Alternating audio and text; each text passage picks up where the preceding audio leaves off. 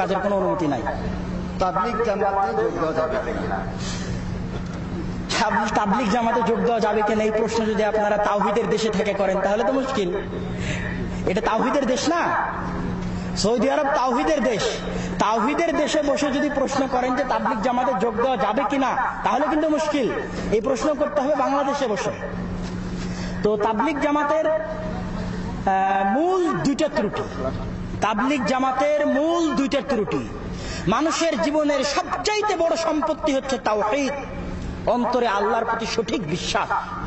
এই তাওহীদের প্রতি তারা দাওয়াত দেয় না। তাবলীগ জামাতের সবচাইতে বড় ত্রুটি দুটা।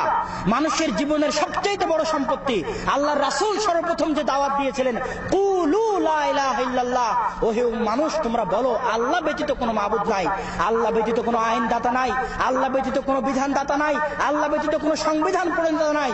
সকল ক্ষেত্রে আপনি আল্লাহ সুবহানাহু ওয়া তাআলার দাসত্ব করবেন, চাইবেন আল্লাহর কাছে, মাথা নত করবেন আল্লাহর কাছে, যা কিছু করবেন সবকিছু আল্লাহর জন্য। এর নাম হচ্ছে পূর্ণাঙ্গ তাওহীদ। ইসলাম মানুষকে তাওহীদের দাওয়াত সবার আগে দিতে বলেছে। ইসলামের দাওয়াতই হচ্ছে তাওহীদের দাওয়াত।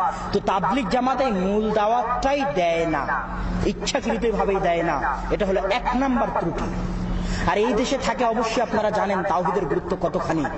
এবার দ্বিতীয় যেটা, যে রাসূল সাল্লাল্লাহু আলাইহি ওয়াসাল্লাম এবং আল্লাহ সুবহানাহু ওয়া তাআলা পবিত্র কোরআনে ওয়া'মুরু বিল মা'রুফ ওয়া নাহা আনিল মুনকার, তোমরা সৎ কাজের আদেশ করো, অসৎ কাজ থেকে বাধা প্রদান করো। মান রাআ মুনকারান ফালিগাইয়িরহু বিয়াদিহি, যে ব্যক্তি কোনো মুনকার দেখলো, কোনো অন্যায় কাজ দেখলো, যদি ক্ষমতা থাকে তো হাত দিয়ে ভেঙে চুরমার করে দিক, যদি ক্ষমতা না থাকে মুখে বলুক, যদি তাও না পারে অন্তরে ঘৃণা করুক। এটা ঈমানের দাবি। ওয়া যাকা আযআফুল ঈমান, অন্তরে ঘৃণা করা হচ্ছে সবচেয়ে দুর্বল ঈমান।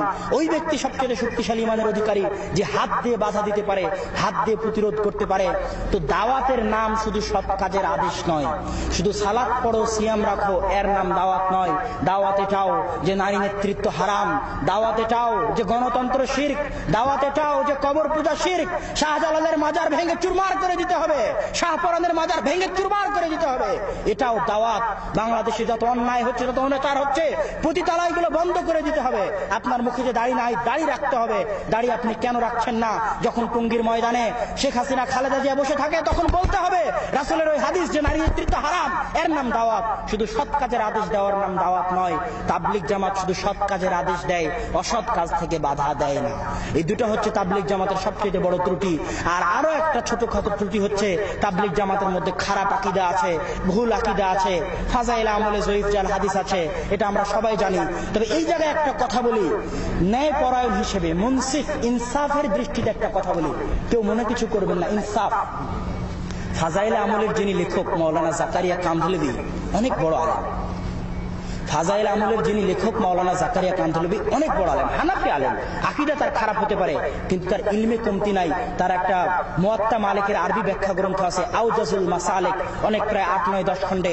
ওই গ্রন্থ পড়লে দেখবে, আরবিতে লেখা গ্রন্থ, যে তিনি হাদিস সম্পর্কে জানতেন, হাদিসের জ্ঞান তিনি রাখতেন। 40 বছর বুখারীর দারস দিয়েছেন মাযহারুল উলুম সাহারানপুরে। তো তিনি আলেম নন, জাহেল, এই জাতীয় মন্তব্য আমাদের করার কোনো প্রয়োজন নাই। তার বইয়ে জয়ীফ জাল হাদিস আছে, এই জন্য ওই বই আমরা গ্রহণ করব না, মানুষের ক্ষতি হতে পারে। বরং আমরা ওই বই পড়বো যেই বই সহিহ হাদিস আছে, রিয়াদুস সালিহিন। রিয়াদুস সালিহিন আমরা পড়বো ফাজাইল আমলের জন্য।